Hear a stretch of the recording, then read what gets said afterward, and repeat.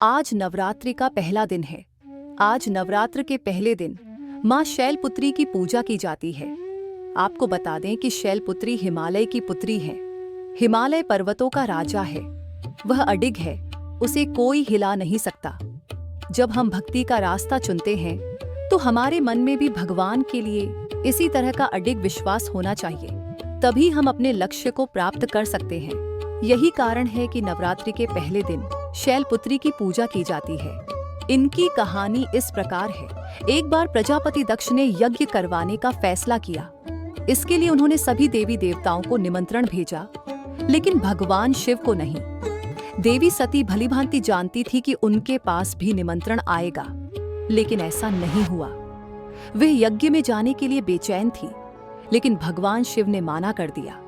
उन्होंने कहा कि यज्ञ में जाने के लिए उनके पास कोई निमंत्रण नहीं आया है और इसलिए वहां जाना उचित नहीं है।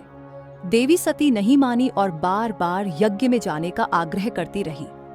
सती के ना मानने की वजह से शिव को उनकी बात माननी पड़ी और उन्हें अनुमति देनी पड़ी। जब वह अपने पिता प्रजापति दक्ष के यहाँ पहुंची तो देखा कि कोई भी उनसे आदर और प्रेम के साथ बातचीत नहीं कर रहा है।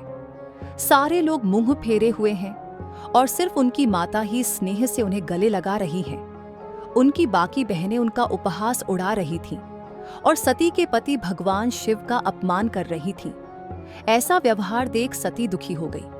अपना और अपने पति का अपमान उनसे सहन नहीं हुआ और फिर अगले ही पल उन्होंने ऐसा कदम उठाया जिसकी कल्पना स्वयं दक्ष ने भी नहीं की होगी। सभी ने उस यज्ञ में खुद को स्वाहा कर लिया और अपने प्राण त्याग दिए। भगवान शिव को जैसे ही इस बारे में पता चला तो वे दुखी हो गए। दुख और गुस्से की ज्वाला में जलते हुए शिव ने उस यज्ञ को ध्वस्त कर दिया। इन्हीं देवी सती ने फिर हिमालय के यहाँ जन्म लिया और वहां जन्म लेने की वजह से इनका नाम शैलपुत्री पड़ा। मां शैलपुत्री का वास काशी नगरी वाराणसी में माना जाता है। वहां शैलपुत्री का एक बेहद प्राचीन मंदिर है। शैलपुत्री सिर्फ दर्शन करने से ही भक्तजनों की मुरादें पूर्ण हो जाती हैं। कहा यह भी जाता है कि नवरात्रि के पहले दिन यानी प्रतिपदा को जो भी भक्त मां शैलपुत्री के दर्शन करते हैं, उनके सारे वैवाहिक जीवन के कष्ट दूर हो जाते हैं। इसलिए इन्हें वृषभ रूढ़ा भी कहा जाता है। इनके बाएं हाथ में कमल और दाएं हाथ में त्रिशूल है। तो इस विषय में आप क्या सोचते हैं? हमें कमेंट कर जरूर बताएं।